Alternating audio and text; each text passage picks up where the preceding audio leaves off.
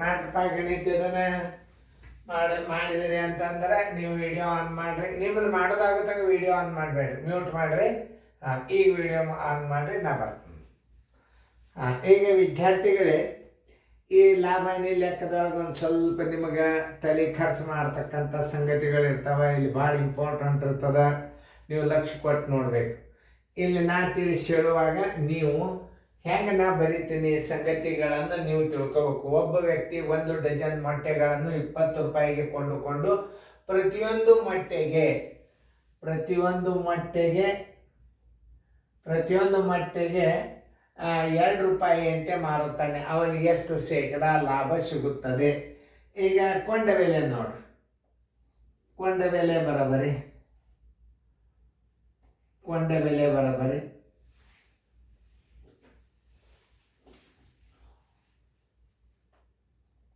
1 dozen ಮೊಟ್ಟೆಯ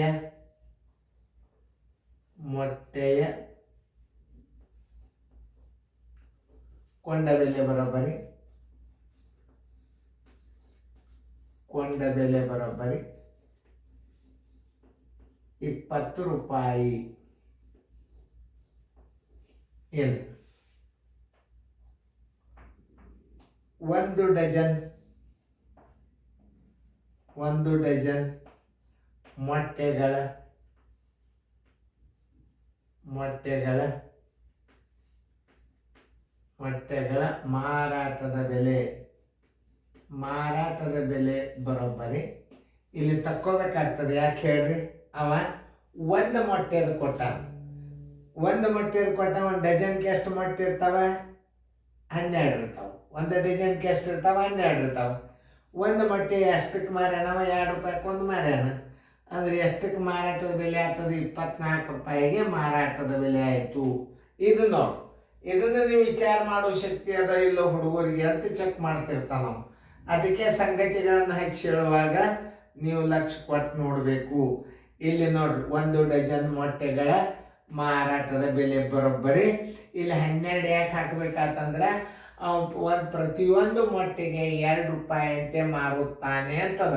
ಆಗ 1 dozen ಮೊಟ್ಟೆಗಳ ಮಾರಾಟ ಬೆಲೆ ಬರ್ಕೋರಿ, ಅದಕ್ಕೇನು ತಪ್ಪಿಲ್ಲ. ಆದರೆ ಇಲ್ಲಿ 12 ಯಾಕೆ ಹಚ್ಕೋಬೇಕಂದ್ರೆ 1 ಮೊಟ್ಟೆ ಬೆಲೆ ಕೊಟ್ಟಾನೆ. 1 ಡಜನ್ಗೆ ಎಷ್ಟು? 12 ಮೊಟ್ಟೆಗಳು. 12 24 ರೂಪಾಯಿ. ಕೊಂಡ ಬೆಲೆಗಿಂತಲೂ ಮಾರಾಟ ಬೆಲೆ ದೊಡ್ಡದು ಬಂತೀಗ. ಅವಾಗ ಏನು ಮಾಡಬೇಕು? ಆದ್ದರಿಂದ ಶೇಕಡ ಲಾಭ ಬರೋಬ್ಬರಿ ಎಷ್ಟು?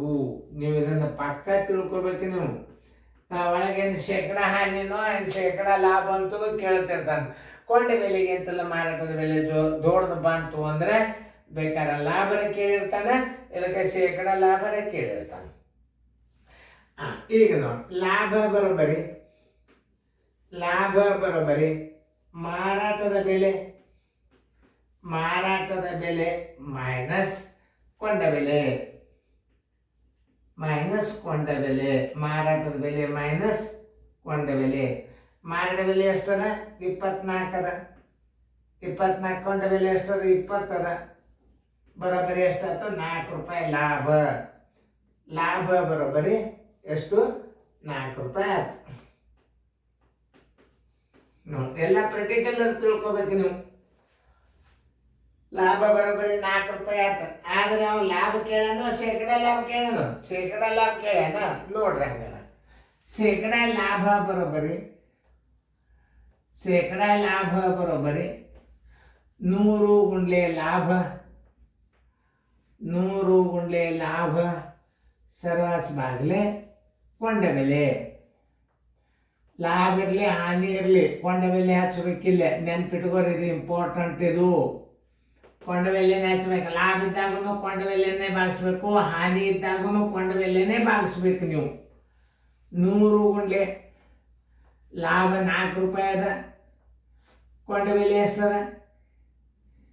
100 ಗುಂಡ್ಲೆ ಲಾಭ ಸರ್ವಾಸ್ ಬಾಗ್ಲೆ ಕೊಂಡ ಬೆಲೆ ಎಷ್ಟದ ನೋಡ್ರಿ? 20 ರೂಪಾಯಿ ಅದ. ತಿಳಿತಲ್ಲ?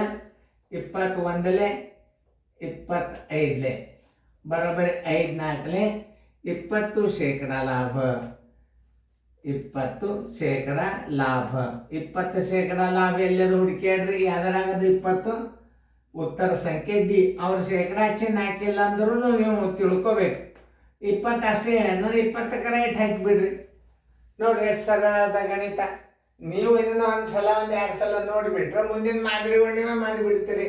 ಇಲ್ಲೇ ನೀವು ಅರ್ಥ ಮಾಡ್ಕೋಬೇಕು. 1 ಡಜನ್ ಮೊಟ್ಟೆ ಕೊಂಡ ಬೆಲೆ ಕೊಟ್ಟಾನ 20 1 ಡಜನ್ ಮೊಟ್ಟೆಗಳ ಮಾರಾಟದ ಬೆಲೆ 1 ಮೊಟ್ಟೆ ಕೊಟ್ಟಾನಂದ್ರೆ 12 ಹಚ್ಕೋರಿ.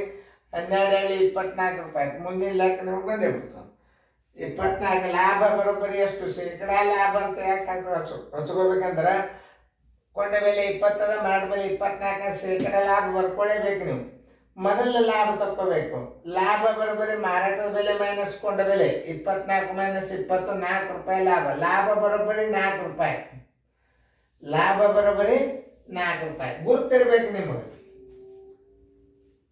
ಆಮೇಲೆ ಶೇಕಡ ಲಾಭ ಬರೋಬ್ಬರಿ 100 ಗುಂಡ್ಲೆ ಲಾಭ ಸರಾಸರಿ ಕೊಂಡ ಬೆಲೆ 100 ಗುಂಡ್ಲೆ 4 ಸರಾಸರಿ 20 21 25 5 4 20 ಶೇಕಡ ಲಾಭ. ಅವ್ರು ಶೇಕಡ ಚಿನ್ ಕೊಟ್ಟಿಲ್ಲ. 20 ಎಲ್ಲದ ಹುಡುಕ್ಯಾಡ್ರಿ, ಡಿ ಹಾಕ್ರಿ, ನೋಟ್ ಬುಕ್ ತೆಗೀರಿ, ಬರ್ಕೊಡ್ರಿ.